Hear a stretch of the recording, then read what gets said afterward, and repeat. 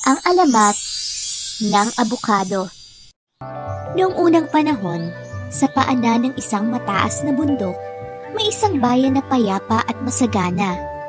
Doon nakatira si Abadeha, isang dalagang kilala sa angking ganda at busilak na kalooban. Ang kanyang mga matay tila bituin sa gabi at ang kanyang tinig ay kasing lamig ng agos ng ilog. Dahil sa kanyang kabutihan, siya'y iniidolo at minamahal ng lahat.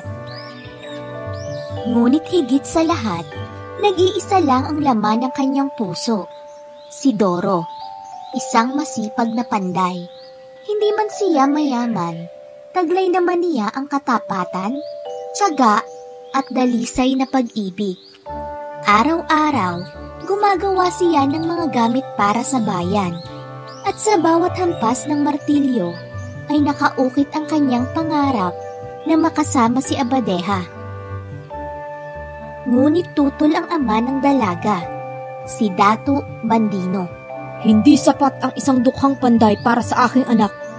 Dapat ay isang makapangyarihang datu ang kanyang mapangasawa. Ipinangako ng Datu ang kamay ni Abadeha sa isang mayamang pinuno mula sa malayong kaharian.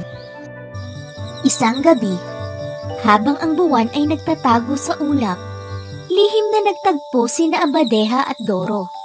Luhaan ang dalaga. Mahal kita, Doro. Ngunit baka ipakasal ako sa iba. Hintayin mo ko, ha? Hihintayin kita, Abadeha. Hanggang sa dulo ng aking buhay, ikaw lamang ang mahal ko. Tugon ng binata. Dumating ang araw ng kasal. Habang nagsisiyahan ang lahat, ang puso ni Abadeha ay puno ng pangamba.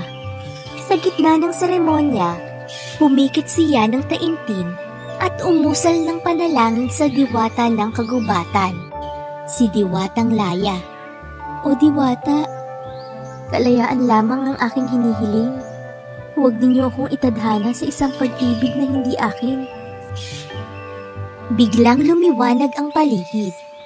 Nawala si Abadeha sa paningin ng lahat, at sa lugar kung saan siya nakatayo, umusbong ang isang puno na may malapad na dahon. Ang bunga nito'y may berde at makintab na balat, malambot ang laman, at hugis puso, tanda ng kanyang wagas na pagmamahal. Makalipas ang ilang taon, bumalik si Doro. Nang makita niya ang puno, agad niyang naramdaman ang presensya ni Abadeha. Naupo siya sa lilim nito at humagulgol. Doon lumapit ang isang matandang babaylan at nagwika. Doro, ang punong iyan ay si Abadeha. Pinili niyang maging malaya, ngunit ang kanyang puso'y para pa rin sa'yo. Mula noon, inalagaan ni Doro ang puno araw-araw. Pinagyaman niya ito na para bang binabantayan ang mismong kaluluwa ng minamahal. Ang mga tao ng bayan, sa pagunita sa kanilang dakilang pag-ibig, ay tinawag ang bunga ng puno bilang Abadeha Doro. Ngunit habang lumilipas ang panahon, pinaikli nila ito at tinawag na lamang na abukado.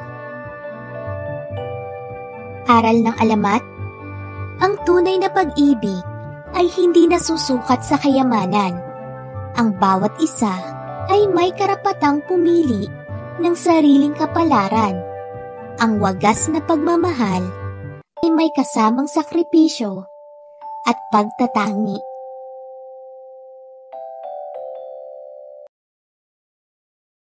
Thank you for watching. Please subscribe.